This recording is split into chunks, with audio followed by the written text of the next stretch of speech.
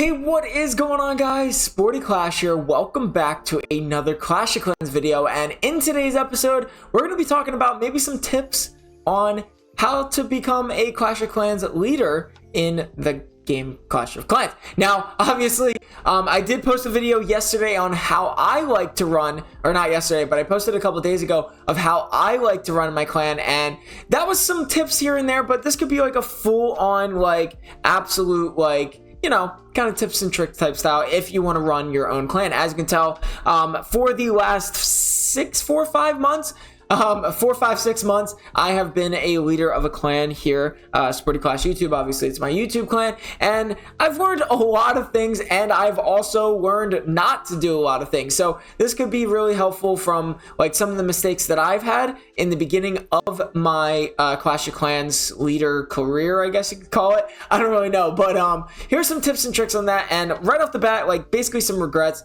One of the things that I wish I didn't do is when you have that rule. So when I first started my clan, I wanted everybody to compete in war.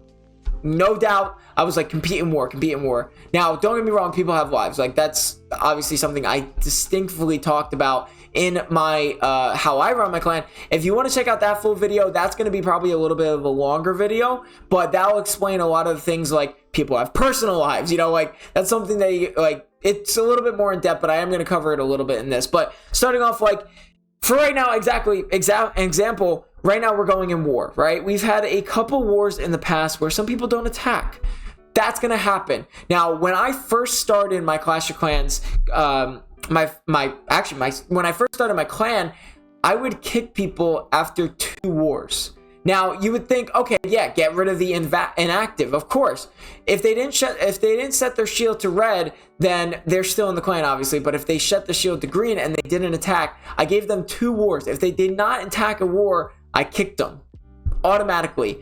Now, you may be thinking, okay, yeah, get rid of the ones who don't attack.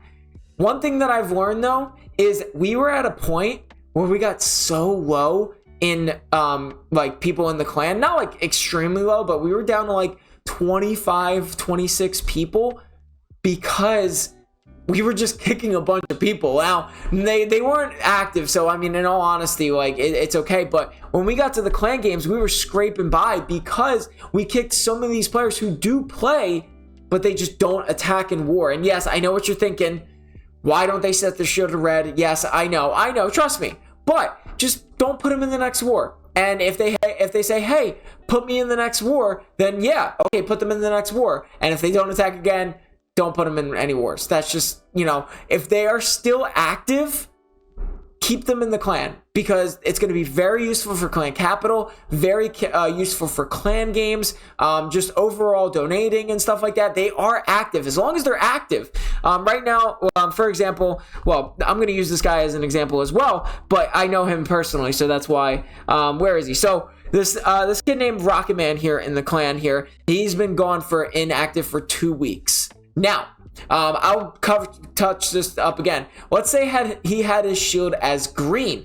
If he had his shield as green and he didn't attack in war twice, I usually just don't put him in war. Now, if it wasn't for, I know him personally, and as well, he told the clan, he told everybody he was going to be gone, so obviously I'm not going to kick him. But if he didn't tell us anything, he would have already been gone. So, like, you just want to wait to see if they're inactive and stuff like that. That's something that I like to do. I like to see at least 2 weeks. I know 2 weeks is a long time for a lot of people, but, like, some clans kick after, like, 2 days, and I'm like, yo, pipe down. People got lives now. But I would just say, don't kick them automatically if they don't participate in the war. As long as they're contributing in the clan, like clan games, clan capital, all that, keep them in. They just don't like to do wars. I know they could set their shield to red. I understand, but that's just sometimes, unfortunately, the way it is. So, yeah, that's tip number 1. Do not kick people automatically if they don't participate in wars. Now, kick them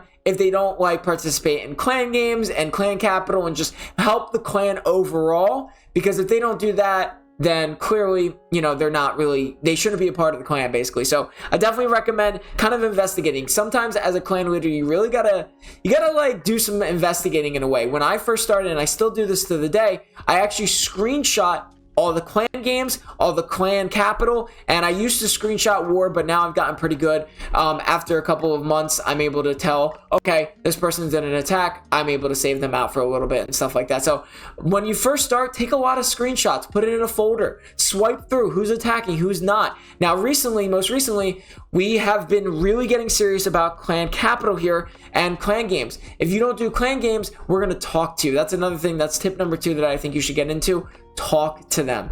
If they are still inactive, or if they're still active, I'm not sure if Cole is going to watch this, but Cole, I'm using you as an example. I like Cole.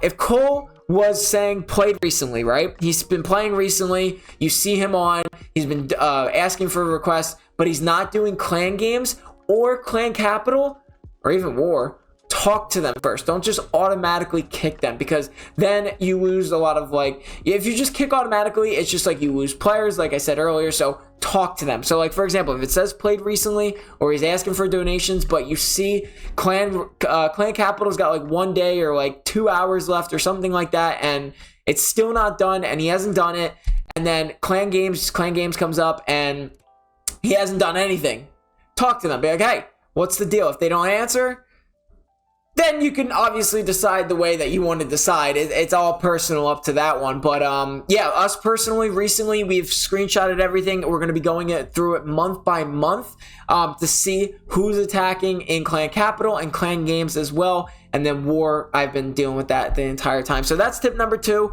Talk to them first. Don't just automatically kick sometimes. I think that is a little bit better, and base it off of like played recently or something like that. Tip number 3, in my personal opinion, this is being as a clan leader, be open with your clan. That's like one of the biggest things that I have to say. Be open. Tell them what you're going to do. Don't sugarcoat things. Don't say, oh, maybe you'll be in it. Maybe you'll be in it. No, say, hey, you're in it. You're not in it. This is the reason why. Or you're not in it. Maybe, or next time you will be, or something like that. For example, my biggest example that I have is we get stuck with a lot of 25 to 25 wars or 30 to 30 wars. And we do have a couple of Town Hall 11s in the clan. I've told them, I said, hey, we're going to be rotating our Town Hall 11s. Now that I communicated to that, they don't have to question, oh, why wasn't I in war, and get all mad and get all upset. And if, honestly, personally, if they do, like, just let them go. That's tip number 4 in a way. But like, that's all I gotta say. Like, legitimately, be open with your clan. Tell them what's going to happen. Tell them, hey, I want this done. Don't be a dictator, but like, I want like this. You're going to be in the next clan, and just be open with them. Don't hide anything. That's like the worst thing that you could do. Oh, like, just don't tell them, maybe you'll be in, and then never put them in, because that loses trust in your clan. That's not something you want as a clan leader. You want them to have trust in you. You want them to have, like, you want them to be able to say, oh, okay, yeah, he's got me next time, absolutely, and follow through with that trust. And if something happens, don't lie. Just be like straight up, hey, sorry about that. We're doing 20v20 now instead of 20v5 to v25 because we don't have enough participants. Sorry about that. Just be straight up honest. I've never had a problem with anybody by being straight up honest. And tip number 4 is too, if they do get mad, they get mad. This game is just a game. Like, if you want to run it seriously, that's fine. That's how I run it. I mean, I don't run it super seriously. It's not like real life, but like, just, it's a game.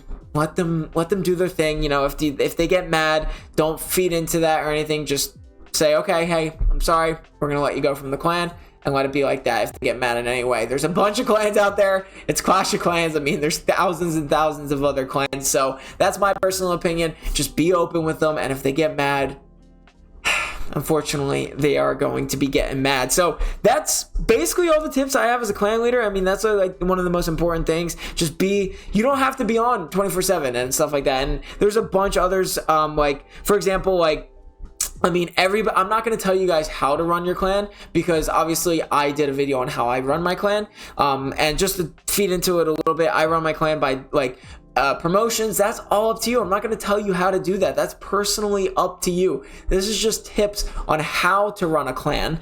This isn't, hey, how I run my clan is how everybody needs to run a clan. No, that's not the way I am. If you want to see that video, that is a very good, like, how breakdown of how I run my clan. That's really good. Everything that I'm telling you now is basically in that video as well. But there's a lot of things that I'm leaving out in this video because that's all personal. Like donations. Do you want that to be important? Do you want elders? Do you want a bunch of elders? Do you want a bunch of co-leaders? Like, it's all personal stuff on how you should.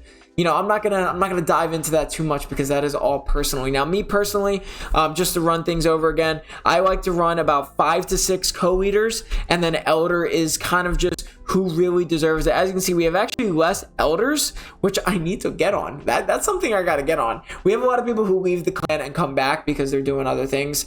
So I gotta keep up on that. So definitely something really interesting in that one. But yeah, that's basically how I run my Town Hall 6. I'm really trying to think of any others, but I really can't. Just, basically to run it up, like, be nice to your, like, be honest with them, do everything like that, and kind of just like that. So that's basically it. That's some tips and tricks, on my opinion, for how to be a clan leader. Let me know if I missed any, or if, like, there's any, like, personal things that you do have that you like to do. I would love to hear that as well. But that's it for me.